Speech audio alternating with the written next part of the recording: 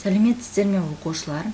Бүгін сіздермен 3-ші тоқсан бойынша жиынтық бағалауға арналған тапсырмалар 7-ші сынып бойынша қысқаша көбейту формулалары бөлім бойынша жиынтық бағалауды талдайтын боламыз. Тақырыбы қысқаша көбейту формулалары.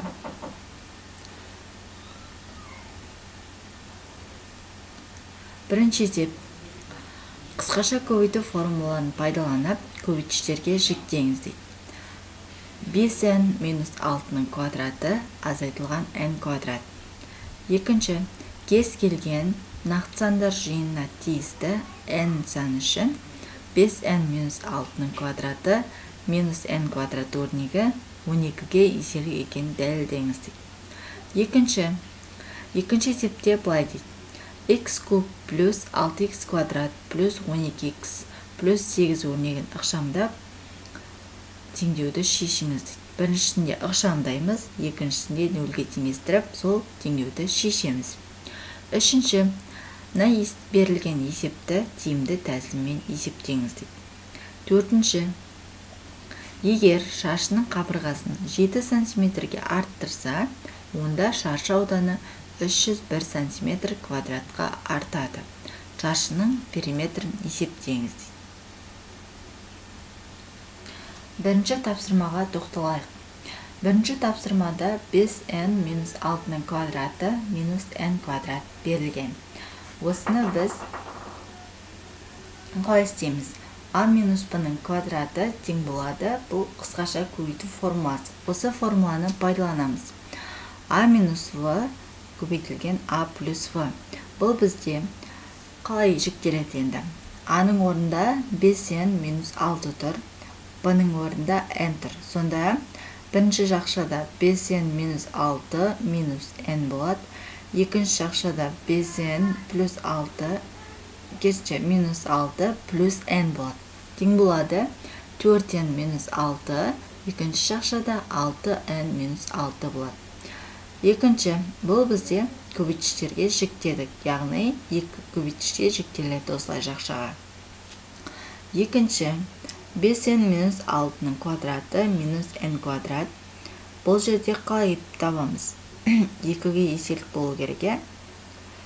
Сонда 4n минус 6 көбейтілген 4n минус 6 тең болады 2 көбейтілген 6n минус 6 мына жерде қате кетіп қалыпты. 2 көбейтілген 2n минус 3. Екінші жақшадан 6 көбейтілген n минус 1. Одан бізде 12 көбейтілген 2n минус 3 көбейтілген n минус 1 шығады. Бөлшек. Енді 12 бөлінген 12 деп аласыздар. Бөлшектің алымында 12 көбейтілген 2n минус 3 көбейтілген n минус 1. Осыдан бізде 12 мен 12 қысқарып кетеді де 2n минус 3 көбейтілген n минус 1 қалады. Бізде жауабымыз дәлелденді. Екінші тапсырмаға тоқталайық. Екінші тапсырмада x куб плюс 6x квадрат плюс 12x плюс 8 есебі берілген. Бұл бізде көріп тұрғандарыңыздай көрініп тұр. a плюс b-ның кубына беріліп тұр есеп. a плюс b-ның кубы дегеніміз қысқаша көбейту формуласына келеді. Тең болады a куб плюс 3a квадрат плюс 3 еселенген a плюс a көбейту b квадрат қосылған b куб. Сонда бізде есептің шартынан x куб плюс 6x квадрат плюс 12x плюс 8 тең болады. Қандай болады екен? x куб плюс 3x квадрат көбейтілген 2 қосылған 3x көбейтілген 2-ның квадраты қосылған 2-ның кубы. Бұл бізде x плюс 2-ның кубын береді екен. Жауабы осы. Енді екінші кезекте осыны теңдеуге алып шығарамыз. Яғни біз қысқаша көбейту формуласына x плюс 2-ның кубы тең 0-ге деп теңестіріп аламыз ары қарата. Одан кейін бізде қалай болады? Есептің жауабы x плюс 2 тең 0-ге болады. Сонда x-іміз бізде тең болады минус 2-ге. Енді үшінші тапсырманы қарайық. Үшінші тапсырмада тиімді тәсілмен есептеңіз дейді.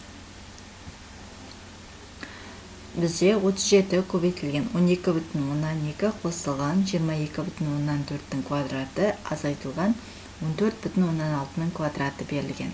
Бұны қалай шығарамыз? Тең болады 37 көбейтілген 12,2 қосылған, яғни көріп тұрғандарыңыздай 22,4 квадраты азайтылған 14,6 квадраты бізде а квадрат минус б квадратты береді. Сонда екі жақшаға жіктейміз. Одан бізде не шығады? 37 көбейтілген 12,2 қосылған 7,8 көбейтілген 37 шығады. Сонда көріп тұрғандарыңыздай 37-ні жақшаның сыртына шығарамыз. Сонда жақшаның ішіне 12,2 көбейтілген қосылған 7,8 шығады. Сонда 37-ні 20-ға көбейтесіздер. Бұл бізде 740-ты береді. Төртінші тапсырма. Төртінші тапсырмада шаршы берілген. Шаршының ауданы бізде s тең болады а квадрат. Аны біз x деп алсақ, s тең болады x квадрат болады. Сонда x плюс 7-нің квадраты тең болады x квадрат плюс 301-ге.